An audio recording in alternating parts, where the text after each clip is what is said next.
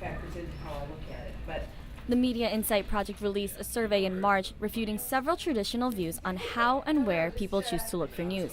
The group did a phone survey with 1,492 Americans to find their answers. Members found that people chose certain news outlets based on the topic and how fast or slow a story was made available to the public. An associate dean for the Missouri School of Journalism believes it's a combination of two factors.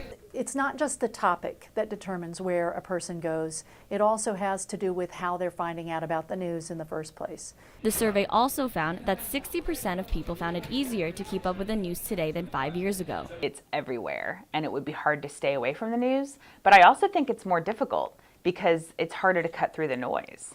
Besides an abundance of information offered to the public, there are also a lot more ways for people to get their news today. Out of the 1,492 people that were interviewed, the top 3 devices that people said they used to look for current events were the television, tablets like an iPad, and a laptop. 65% said they used the radio, and 61% said they got their news from a newspaper or magazine.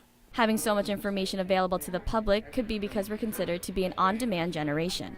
There's very little tolerance for having to wait for anything. So that's why the kind of live coverage that journalists have to do now means that you don't get to wait until an event is over and craft a nicely done story and 2 hours later say, here's what happened at this thing. But with expediency comes the possibility of fact errors. It hurts us in that because it's a competition and a business competition, people rush to be first for the bragging points for that and for the hope that they'll gain more audience that way.